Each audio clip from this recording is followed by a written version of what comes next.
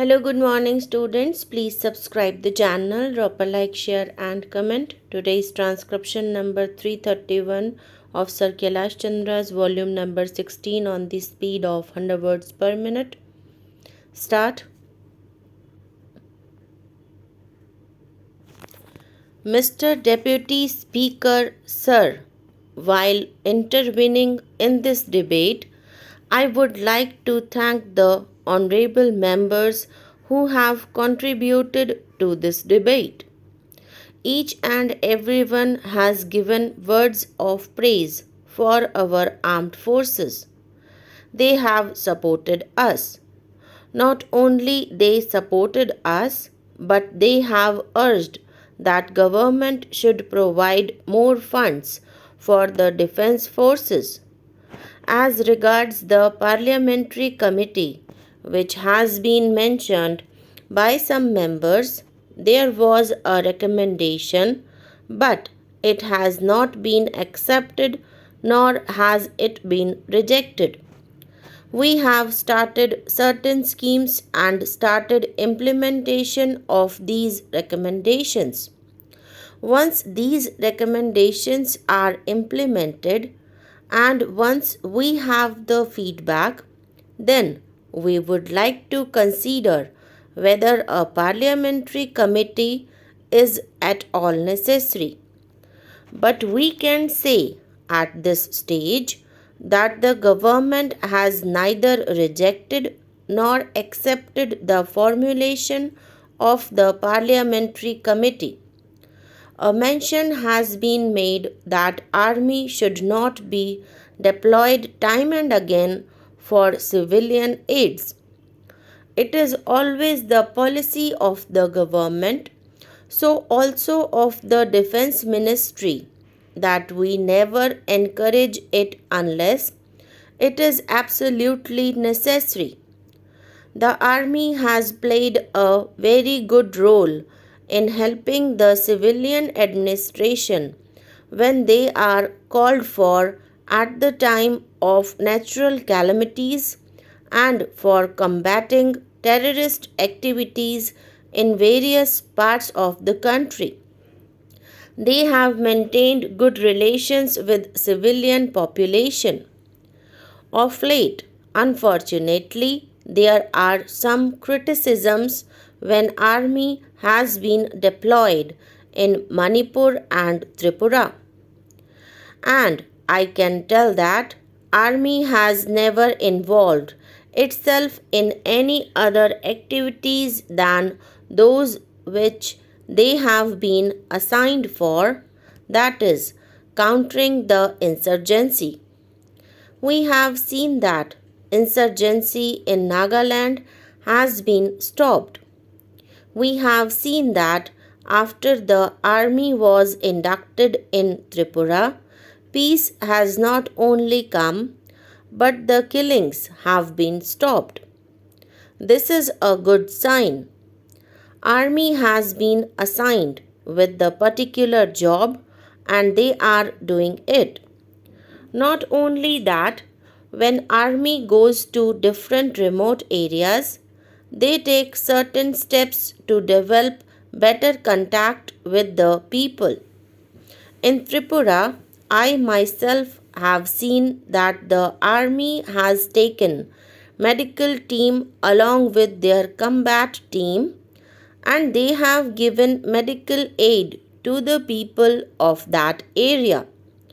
In addition to this, they have organized various activities there through distribution of foodstuffs among the children and they have also given nourishing food to the children. It will be wrong to say that some political parties are trying to say something against the army. I would like to put on record that there is no truth in it.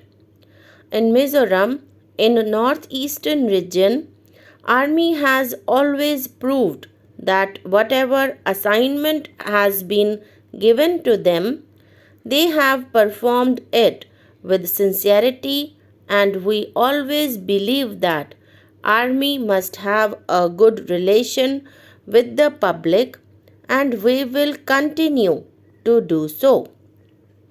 About the mention of the defense preparedness, as I said, my senior colleague will deal with it. I would like to say that we have an organization under the chairmanship of the Prime Minister, the Border Roads Organization. It was formed in 1960. This organization has a perspective plan for 15 years. They go in the remotest area where it is very difficult to maintain the communications. They are doing very good work and they will continue to do good work. This is basically necessary to give easy access to our armed forces in the border areas adjoining Pakistan and China, as well as in remote areas where there is security hazard. The Border Roads Organization has done very well, and I shall have to put on record my thanks to the Border Roads Organization. The armed forces are there to protect the borders of our country. But at the same time, we must prepare our civilian population also. Our government has basically taken steps to prepare a citizens' force, that is, the territorial army. We are happy that this territorial army, when they have been called for any national service, has done a good job. We have seen that the territorial army has also played a very important role when there was a strike in the Indian Railways. We are not concerned how and when the strike has to be diffused. We are called for to give service when the public suffers. We take this responsibility.